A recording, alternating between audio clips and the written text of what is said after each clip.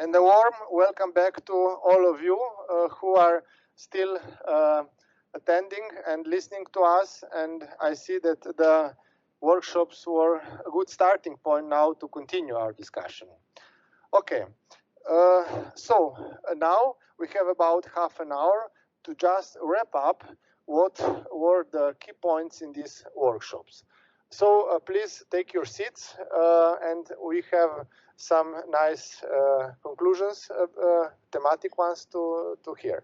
So who will start? Ladies first?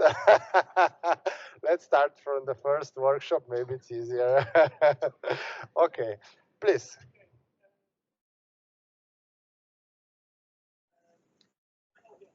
We have the mic, yes. Yeah. So from the it's open. Closer. It's not opened. It's fine. It's working. Okay. Okay. So our workshop setting was actually giving a focus also on concrete project cases, presentation of smart innovation packages, also in the framework of the Smart Era Horizon project. And there we could see what is needed to build such smart innovation packages, and that it also takes, there is a history also behind a successful smart innovation package. You cannot just initiate such a thing, a good, for example, mobility solution, or like the blockchain agricultural value chain supply in Pomoria region. You cannot just implement this in 1 year.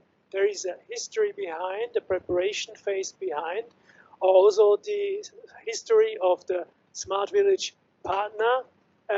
There, Denis Goya is active and motivating and mobilizing people since 24 years. And of course, now he can harvest these fruits. So I think we have to keep this in mind. There is a history behind these developments. And we have seen there are fruits that can be harvested now. We have seen, for example, Patna, 200 inhabitants, and it's a very lively, a very smart village with a lot of activities, and people are moving there because it's an attractive place to live. So this is a very important, I think, lesson learned. Also, how we could see how smart transformation worked or is working in rural areas. It's through projects, and we the overall projects, for example, as Horizon Smart Era, we can only help them in funding and also ease and facilitate the cooperation, the exchange. That's our role. But of course, the concrete measures, the implementation is on the shoulders of regions and local communities, the smart communities. So this is the important issue, I would say, here. And macro-regional strategies are a very powerful network to actually being an intermediate facilitator between the Commission, the really high level, EU level, and the regions and the local communities. So I think there is also a very important role of these macro-regional strategies. This is another lesson learned also of our workshop. Okay, thank you. I also attended mostly this workshop, but I would say and add maybe up that people is also beside technology, because there were people behind that push that actually searched for new ways to sustain the vision they had, because they had a vision in Padna, at least as I remember, and then embraced it year by year, just searching for opportunities. I think it was a good lesson, and sustainability is another aspect that we have to embrace in this, let's say, search for opportunities, how to build the future and digitalize it. Okay, thank you very much. Now we go to the second workshop. Elisa Morganti, what insights have you collected from your participants? Okay, it's very easy to condensate what we discussed, because we had a very lot of inputs and thoughts for mine in this workshop. And first of all, what is the topic of the workshop? We investigated the role of artificial intelligence and data spaces for the development of alpine regions. Why we choose this? Because we know they are emerging, they are in all the strategies, they are linked to growth in the business, in the economy, so they are something that we cannot ignore, so we have to really to deal with. And the participants in this workshop, all of them showed how artificial intelligence and data can be really drivers for several aspects, like competitiveness of our companies, for rural development, for social cohesion, for improving services, and so also the quality of life of people, something that we have already discussed before. So this is something that emerged very clearly. And but I want just I collected 3 main points in this discussion. The first of all is the role of public administration in managing and boosting the use of data and artificial intelligence. Because, you know, we have discussed that public administration is the larger service providers. This is the first point that we say about the public administration, but it's also the largest data owners. It's not the only one, but it's one of the largest. But also, public administration is a buyer, something that can buy innovation, can buy and can push the sustainability and the growth of companies and businesses. So using artificial intelligence and data are common goods, and as a common goods, data should be exploited in the right way.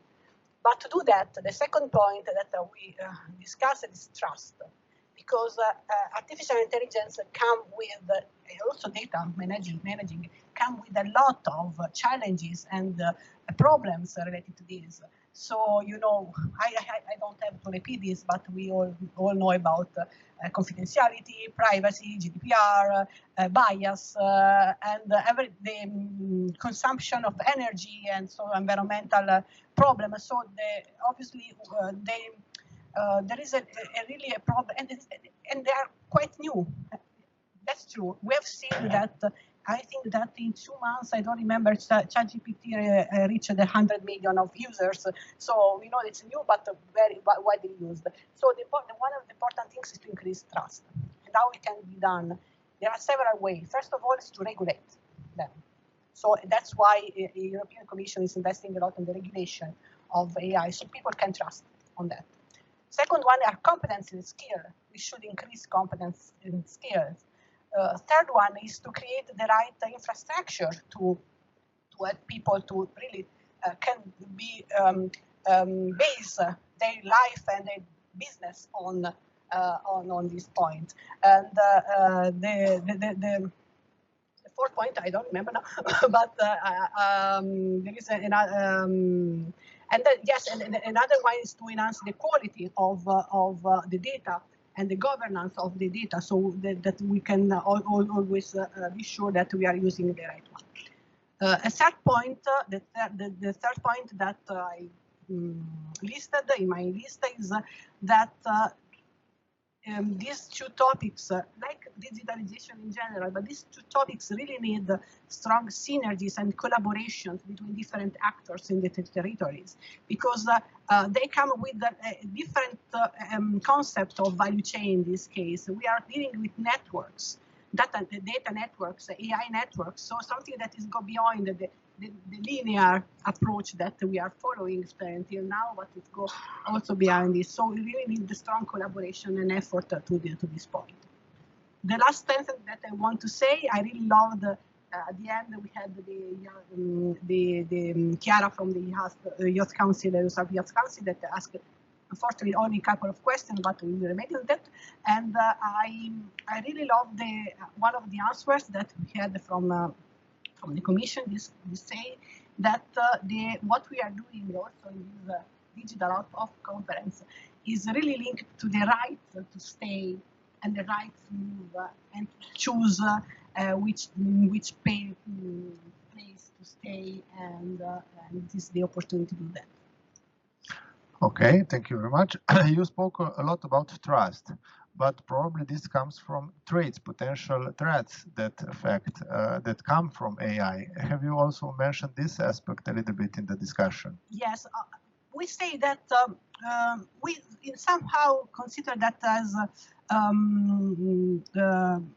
already known, no? So we didn't stop by the main obstacles, because we know that what is behind that. And this is something that, as I told you, related to the privacy, to the quality of data, something related to the bias, to the consumption, to the fact that this is the last point I remember, that is something new.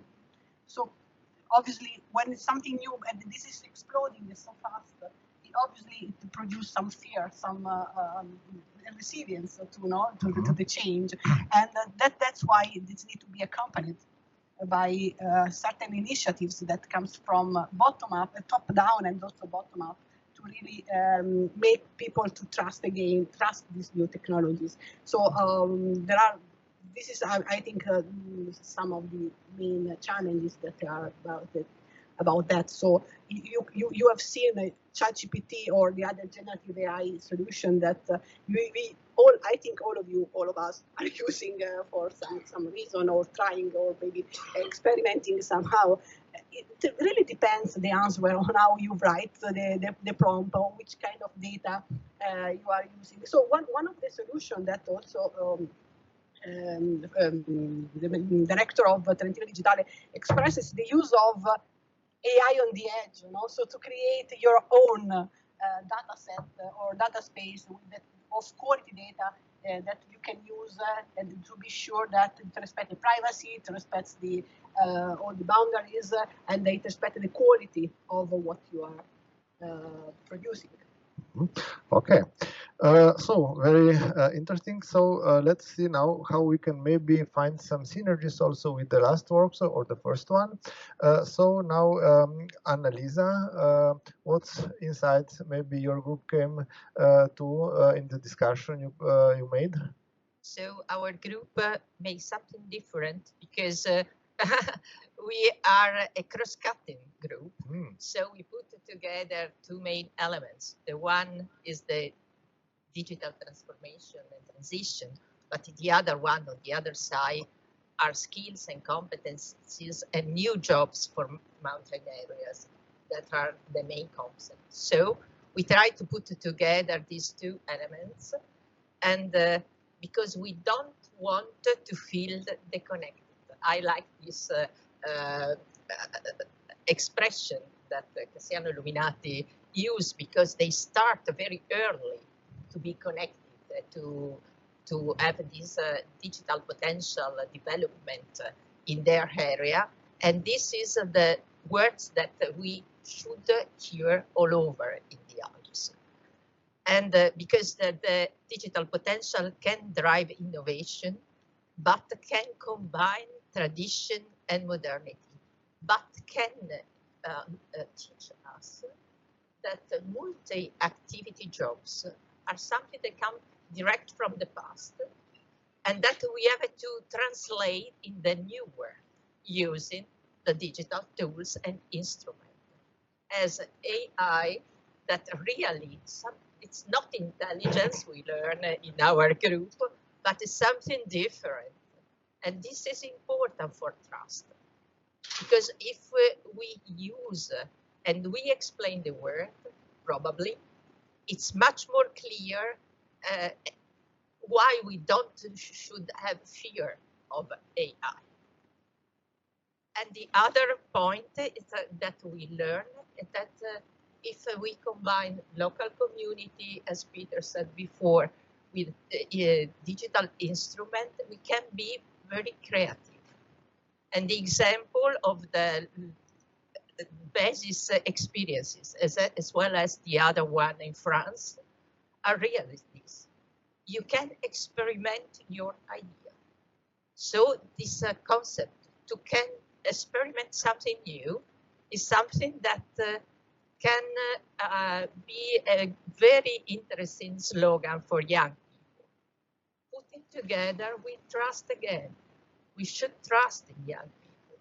And we should give them very high competencies, but very soft and transversal one, because they need to understand the identity of the mountain area and translate that to new opportunities, so that all the activity they can create with AI or with other digital instruments can be inclusive, can help them to be connected everywhere, but to all young people, the one that have a high level of skill, but they need as well know something about the digital instrument. And so they can create their own words all over the world. And that's very nice, because all kinds of people can do that. So this is another message that we have together. And the last one was the Lebensqualität that our Sandra explained, but it's really very important. The quality of life in mountain area, these are good instruments to do that. Probably I forget something, but these are the main things that I want. Very nice wrap up, but I have a question. Can we, you used two very nice words in your wrap up, it's tradition and modernity. Can we use similar wording as, for example, the tradition could be represented by a little bit older people and modernity by young? And can we see the challenge or the solution in the multi-generational cooperation? So the young would bring the modernity, the skills, the knowledge they have learned through the faculty and their education, while the older people, they will transfer their tradition, their skills, the hard skills, how to operate in mountains and survive and actually live there, and to combine these two things together for a sustainable future. Could this be a solution to? I suppose it could be, but I'm not sure that we start to do that, because the co-working spaces are the place where you can put together people coming from different backgrounds, and there are some places that growing up in a local community. And normally there are people, freelance or people that work in other companies that work there, and they create a network together. I'm not sure that at the very beginning of this process, all people, the people that normally or traditionally live in that place wanted to take part in this co-working space. But I'm confident that if you understand this is a new instrument to develop your own community, probably they can start exchange experience. Because when you are in a very small local community, you have the feeling that all the people know you and all the people speak with you. And so I suppose that this exchange between the generation can become something true, not only in a formal way, but in an informal way as well. Okay, thank you very much to all three. I think you did an excellent job in the moderation and wrap up. But now we are coming slowly to the conclusion of this conference, of this excellent, let's say, workshops and beautiful day. So thank you very much. Now I will call Mr. Carlo Vigna, leader of EUSALP Action Group 5, to share with us his impressions of the day and to give some concluding words as well as discuss the way ahead. Please. Thank you to all. We are at the concluding remarks. So for me, it's a pleasure to thank all of you for the today participation. Of course, the time has run very fast, but we had I think, very inspiring keynote speeches and guidelines from the political level, but also from the European Commission. We have the opportunity to exchange between macro-regional strategies, thanks to the, I would say, intense and fruitful contribution during the workshop from the expert. Also, we have a lot of material that we will try to capitalize as Action Group 5, in particular within the cross-cutting priority 1 that is promoting the digitalization of the Alps. So, of course, feel free to contact us for the follow-up activities and also for further synergies with our action group. Of course, let me to give a special thanks to Professor Ruzier to be today guide of our activities, to the 3 moderators of the workshops, and I will say also that all the event was also supported, and thank you also all the staff at Igno Renew, the URS, l'Unione Regionale Economica Slovena that partnered with us to organize this event, and also the technical support structure of ESALP for dealing with all the communication activities. I will say last but not least, we are in contact with the future presidency of ESALP that will be in charge of Austria and Liechtenstein to organize the 2025 edition. So you are all invited for now to take part to the next edition. It could be in May 2025, but we have not at the moment all the details, so please stay in touch and to organize this next edition. I thanks of course also my colleague Alessio for the great job as always. And so I will close again. Thank you all of you for the participation in presence and so online, and see you in 2025. Thank you.